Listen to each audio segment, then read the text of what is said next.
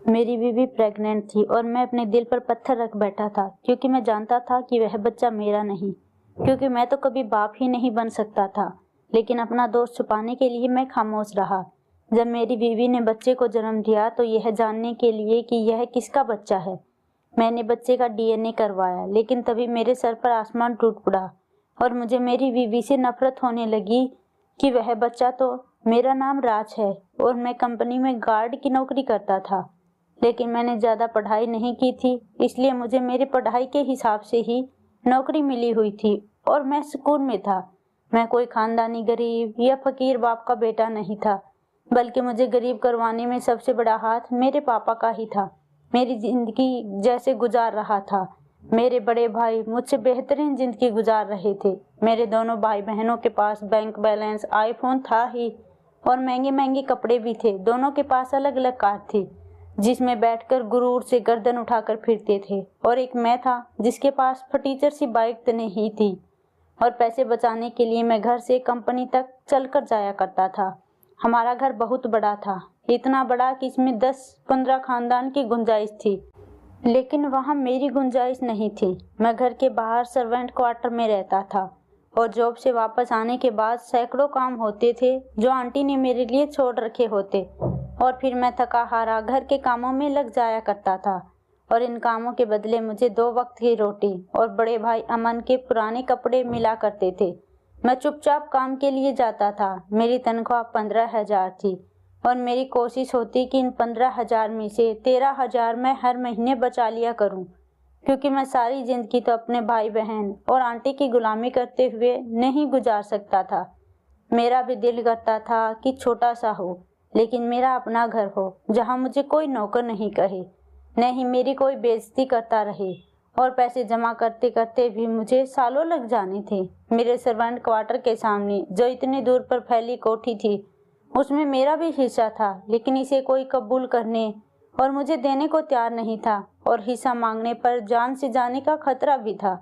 जब मैंने 18वें साल में कदम रखा तो मेरे अंदर के नौजवान को जोश आया कि घर और कारोबार हर चीज में मेरा उतना ही हिस्सा है जितना भाई अमन और मेरी बहन का है, और मुझे अपना हिस्सा लेना चाहिए। लेकिन जब मैंने अपने हिस्से की बात आंटी से की तो उन्होंने बुरी तरह से मुझे धुतकार दिया, लेकिन मैं अपनी बात से पीछे नहीं हटा और उन्हें जिद में कह गया कि अगर वह मेरा हिस्सा नहीं देंगे तो मैं पुलिस में रिपोर्ट करवाऊंगा और अदालत तक जाऊंगा। फिर उसी शाम मुझे पुलिस ने सड़क से उठा लिया और सारी रात पुलिस की मार बर्दाश्त करते करते मैं मौत के करीब चला गया। मेरे जिस्म के हर हिस्से पर पुलिस के दिए हुए निशान पड़ चुके थे, क्योंकि मैंने आंटी को धमकी दी थी, और वह आंटी शहर की जानी मानी बिजनेस वूमेन और सोशल वर्कर थी जिसकी दी हुई भीख से ही पुलिस वालों की जेब भरती थी। तो कैसे वे उसके पालतू कुत्ते न बनते और इसके इशारे पर मुझे बगैर किसी जुर्म के उठा ना लेते। अगले दिन मुझे छोड़ दिया गया और पुलिस स्टेशन से निकलते वक्त मुझ में इतनी हिम्मत बाकी नहीं रही कि मैं एक कदम भी चल पाता। उस आंटी ने एक तो एहसान किया कि उस दिन रामलाल, जो हमारे घर के पुराने नौकर थे, उनको पुलिस स्टेशन भेज दिया। पुलिस स्टेशन के बाहर कदम रखते ही मैं बेहोश हो गया तो रामलाल ही मुझे उठाकर घर लाए थे और उनकी बीवी ने मेरी मरहम पट्टी कर दी। मेरा जोर से जोर टूट रहा था। उस दिन शाम को आंटी मुस्कुराहट के साथ मेरे क्वार्टर में आई और मेरी हालत देखकर हंसने लगी और कहने लगी, लड़के, तुम मुझे धमकी दे रहे थे, और वह भी इस पुलिस और अदालत की जिसे मैं जेब में लिए घूमती हूँ। कुछ रुपए में बिक जाने वालों से मुझे डरा रहे थे। कहो, अब कैसा महसूस हो रहा है? दिमाग से जवानी का जोश उतरा कि नहीं? अब तुम्हें समझ आ गई होगी कि तुम्हारी टके की भी औकात नहीं है और आए हो तुम मुझसे जायदाद में हिस्सा मांगने। दोबारा इसके बारे में बात करने से पहले 100 बार सोचना। यह तो मेरा एहसान मानो कि मैंने तुम्हें रहने के लिए छत दी है। आइंदा औकात में रहना, वरना सर से छत और जिस्म से जान दोनों छीनने में मुझे 2 सेकंड भी नहीं लगेंगे। लेकिन उस दिन के बाद मैं सच में बहुत डर गया था। मुझे मौत से खौफ आने लगा। मैं जान गया था कि आंटी से पंगा लेकर मुझे कोई फायदा नहीं होगा, बल्कि इसके नुकसान ही नुकसान हैं। और उस दिन से 18 साल का लड़का अपने अधिकार और असलियत से दूर हो गया, क्योंकि मुझे अपनी जान से बेहतर कुछ नहीं लगा। और उस आंटी का भी कोई भरोसा नहीं था कि कब मुझे मार डाले। पुलिस वालों ने मेरी टांगों पर इतने डंडे मारे कि मैं कई दिनों तक सही से चल भी नहीं पाया। रामलाल मुझे सहारा देकर चलने में मेरी मदद करते थे और रोज शाम को लॉन में मुझे घुमाते ताकि मैं जल्दी से ठीक हो जाऊं। एक दिन मैं रामलाल का सहारा लिए जब लॉन में घूम रहा था तो मेरे भाई की गाड़ी शोर मचाते हुए घर में दाखिल हुई। वह गाड़ी से उतरकर अंदर जाने लगा और मुझे देखकर रुक गया और सर से पैर तक मेरा जायजा लेते हुए हंसने लगा और फिर बोला कि जब बंदा औकात से बाहर निकलने की कोशिश करता है तो उसे औकात में लाने के लिए यह सब करना पड़ता है। ऐसे ही मेरी बेइज्जती हर रोज इस घर में हुआ करती थी क्योंकि मैं अनाथ था। ना मेरा बाप था और ना ही मेरी माँ, और अनाथ की जिंदगी ऐसी ही होती है। आंटी मेरे पापा की सेक्रेटरी हुआ करती थी और फिर मेरे पापा की बीवी बन गई।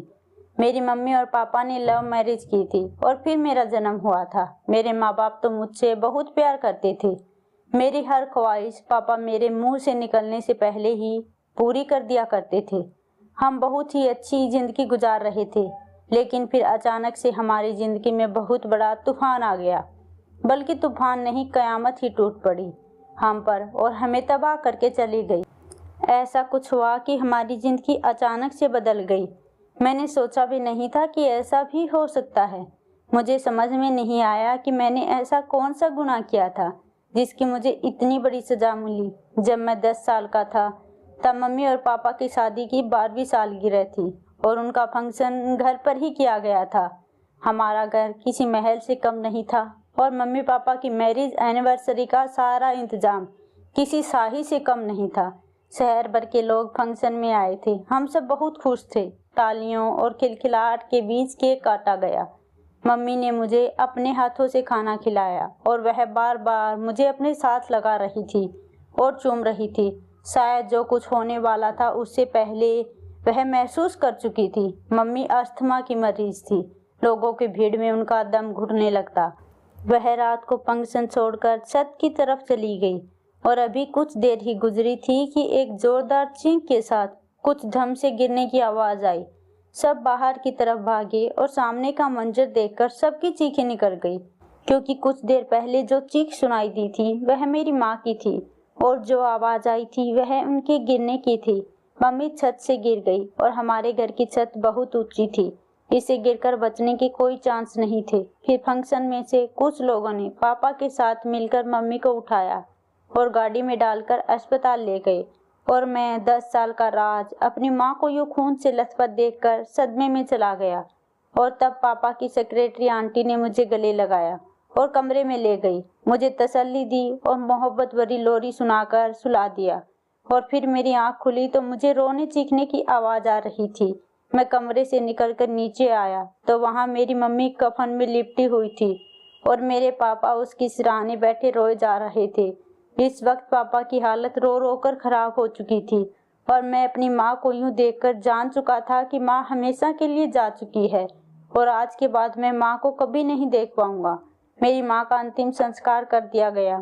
काफी दिन तक पापा होश आवास में नहीं थे और इस दौरान मेरे साथ यह आंटी हिसाई की तरह रही थी।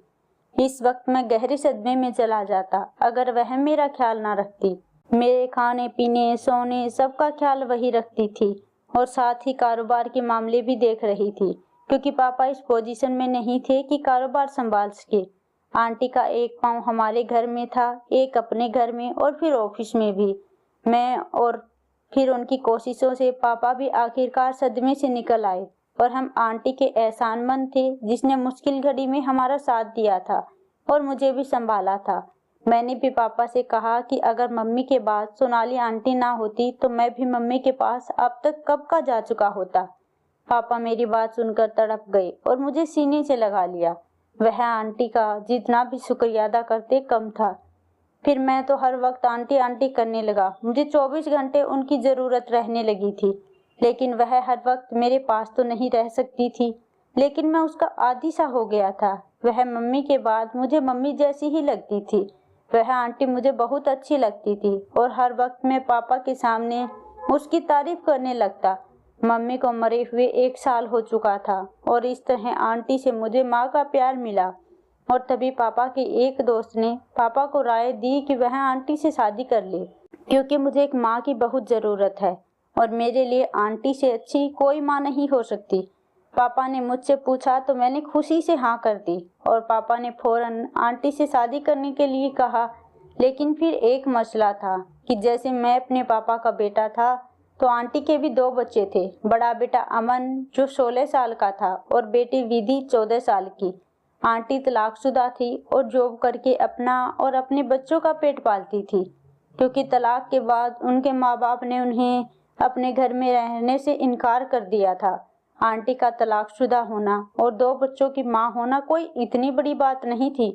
थोड़ी सोच विचार के बाद पापा ने आंटी से बात की तो पहले तो उसने इनकार किया, लेकिन फिर वह मेरे बार बार कहने पर मान गई और फिर वह मेरी माँ बनकर हमारे घर आ चुकी थी। मैं बहुत खुश था क्योंकि मुझे सिर्फ माँ ही नहीं मिली बल्कि 2 भाई बहन भी मिल गए थे। आंटी के आने से मेरे घर में रौनक आ गई। हमारा घर एक बार फिर स्वर्ग बन चुका था। लेकिन शायद मुझे खुशियाँ रास नहीं आती, क्योंकि खुशी भरे रंगों में एक बार फिर से भंग टूट चुका था। मेरी जिंदगी वापस फिर से इसी स्टेज पर जा खड़ी हुई।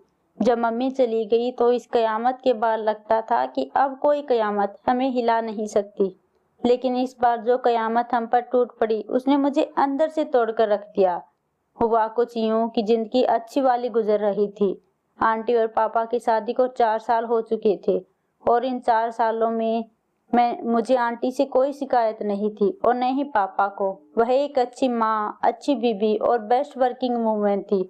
उनके दिल में प्यार ही प्यार थी और मैं तो उनका लाडला था। लेकिन फिर एकदम सब कुछ बदल गया जब अचानक से पापा की एक एक्सीडेंट में मौत हो गई।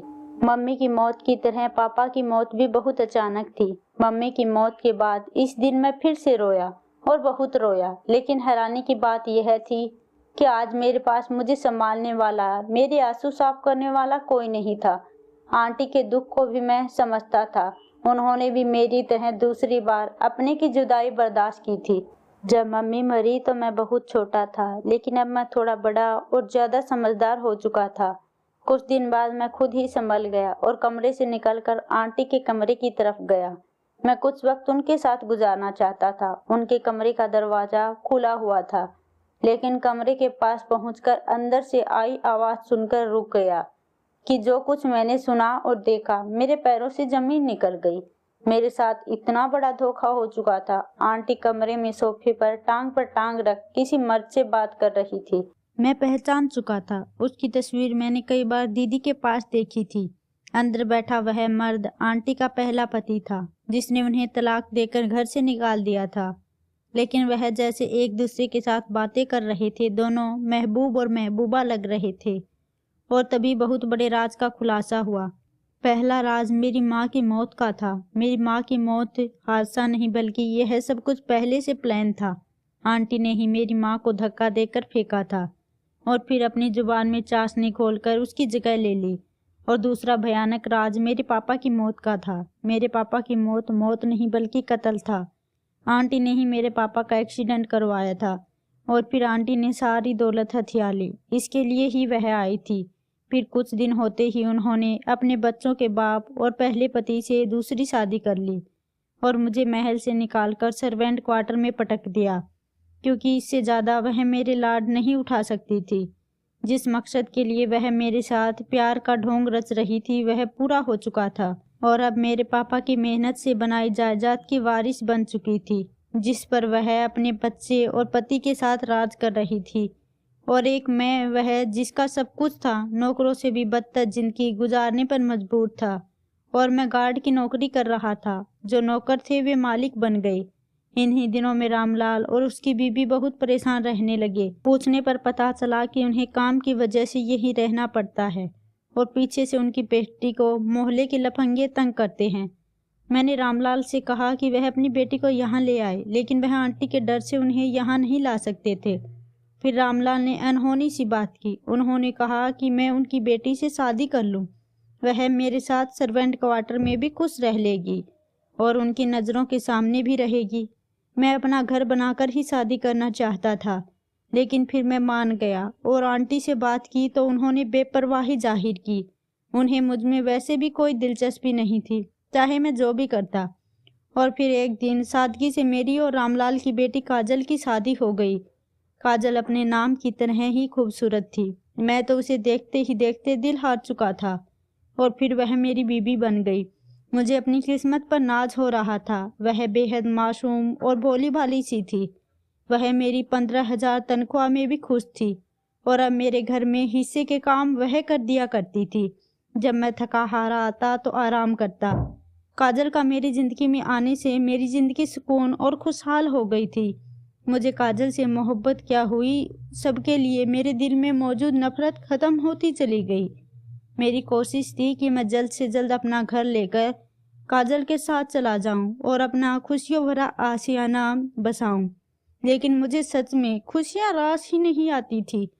मेरी ज़िंदगी में खुशियों की उम्र बहुत कम थी और क़यामत बहुत ज़्यादा थी जो थोड़ा वक्त लेकर मेरी ज़िंदगी पर टूट पड़ती थी। और इस बार तो मेरी इज्जत और मेरी मर्दांगी पूरी तरह उछाली गई। हुआ कुछ यूँ कि मेरी और काजल की शादी को 7 महीने हो गए थे और काजल उम्मीद से हो गई। मेरी ज़िंदगी में तो जैसे खुशियाँ आ गई। मैंने बच्चों में मिठाई बांटी और काजल का तो बहुत ख्याल रखने लगा। बिल्कुल हाथ का छल्ला बनाकर रख दिया और इंतज़ार था कि कब 9 महीने कट जाएं और मेरी बाहों में मेरी औलाद हो। लेकिन सब कुछ बदल गया। मेरे अंदर की सारी खुशी तब ख़त्म हुई जब एक दिन अलमारी में से कुछ निकालते हुए मेरे हाथ में वह पुरानी मेडिकल रिपोर्ट्स और दवाइयों के खाली पैकेट आ गए। जब पुलिस वालों ने मुझे मारा था और जब मैंने रिपोर्ट पर यूं ही नज़र डाली तो उसमें से एक रिपोर्ट देखकर मेरे पैरों तले ज़मीन निकल गई। मैंने कई बार उस रिपोर्ट को देखा और भगवान से प्रार्थना करी कि यह मेरी नज़र का धोखा हो।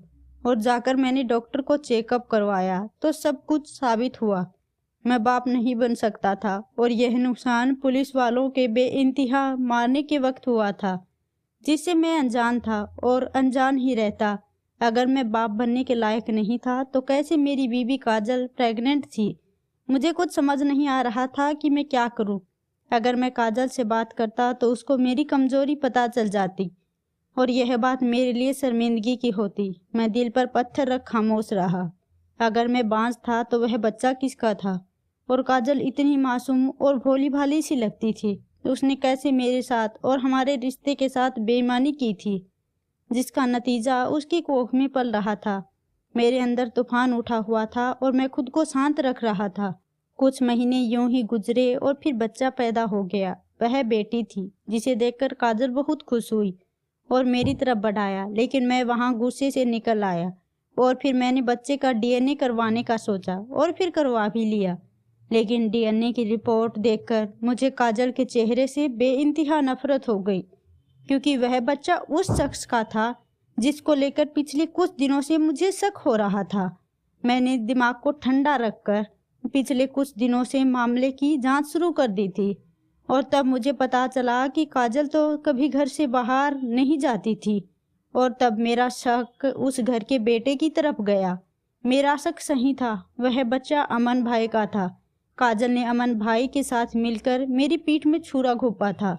मैंने काजल का भयानक चेहरा देख लिया और अब उसके माँ बाप को भी दिखाना चाहता था, लेकिन इससे पहले काजल से बात करना चाहता था। मैंने काजल को सच बता दिया कि मैं बाप नहीं बन सकता। तब काजल ने रोते हुए मुझे सारी बात बताई कि वह मेरी जगह काम करने के लिए एक दिन शाम के वक्त कोठी के अंदर गई तो आंटी और दीदी घर पर नहीं थे, सिर्फ भाई थे। तो मौके का फ़ायदा उठाते हुए उन्होंने मुझे कमरे में लॉक कर लिया और फिर अपनी ज़रूरत पूरा की और साथ ही डरा भी दिया कि वह मुझे मार डालेगा अगर मैंने किसी को बताया तो। काजल बहुत रो रही थी और मुझसे माफ़ी मांग रही थी और मैं खुद को बेबस महसूस कर रहा था। मैं इन कमीनों माँ बच्चों के खिलाफ कुछ करना चाहता था, मगर कैसे। तभी मुझे एक एनजीओ का पता चला जो औरतों को इंसाफ दिलाता है और फिर मैंने एनजीओ में बात किया और उन्हें अपनी सारी हालात बता दी। उसकी ओनर एक अधेड़ उम्र की औरत थी जिसने हमारा साथ देने का वादा किया और फिर अमन पर रेप केस कर दिया और मीडिया के जरिए बात इतनी फैलाई कि पुलिस को अमन को गिरफ्तार करना पड़ा। आंटी ने मुझे डराया धमकाया, लेकिन अगर मैं डर जाता तो अमन को रोज़ मेरी बीवी की इज्जत लूटने का मौका मिल जाता। और वैसे भी केस मीडिया में इतना हाईलाइट कर दिया गया कि अब आंटी हमें नुकसान पहुंचाना भी अफोर्ड नहीं कर सकती थी। हमारा केस मजबूत था और तभी मैंने अपने माँ बाप के कत्ल का मुकदमा भी दर्ज करवा दिया। इसके गवाह रामलाल चाचा खुद थे। उन्होंने आंटी को मेरी मम्मी को धक्का देते हुए देखा था, लेकिन फिर आंटी के डराने पर कुछ नहीं बोले। और दूसरा गवाह वह डॉक्टर था जिसके जरिए आंटी ने मेरे पापा की मौत को एक्सीडेंट दिखाया था। वह डॉक्टर डराने धमकाने पर गवाह बन गया और उसने आंटी और उसके पति दोनों के खिलाफ गवाही दी, जिसके कहने पर उसने यह सब कुछ किया था। हमारा पासा एकदम से ही पलटकर काफ़ी आगे हो चुका था और उसमें सबसे बड़ा हाथ मीडिया का था और वह पुलिस वाले जो आंटी के पालतू कुत्ते बने फिरते थे। मीडिया से घबराकर उन्होंने कोर्ट के ऑर्डर पर आंटी और उसके पति को गिरफ्तार कर लिया और फिर कुछ तारीखों में फैसला हो गया। आंटी को मेरी मम्मी और पापा के कत्ल और अपने पति के साथ मिलकर जालसाजी करने के जुर्म में 20 साल कैद और 50 लाख जुर्माने की सज़ा सुनाई गई। जुर्माना अदा न करने की सूरत में 10 साल की कैद और सुनाई गई और अमन को काजल के साथ जायती करने और उसे जान से मार डालने की धमकी देने के जुर्म में सजाए मौत दी गई। आंटी की बेटी ने इतनी बेइज्जती से तंग आकर खुदकुशी कर ली थी। जालिम अपने अंजाम को पहुंच चुके थे। जुल्म की रात चाहे कितनी भी गहरी क्यों ना हो, इंसाफ का उजाला जरूर होता है और मेरी जिंदगी में वह उजाला आ गया था। मुझे मेरा वह सब कुछ मिल गया था जो मुझसे कभी छीन लिया गया। अपने आलीशान महल में काजल के साथ मैं शिफ्ट हो गया और काजल की बेटी को मैंने अपनी बेटी मान लिया था। उससे नफरत करके मैं कर भी क्या लेता, उसका तो कोई कसूर नहीं था और वैसे भी बेटियां तो लक्ष्मी होती हैं।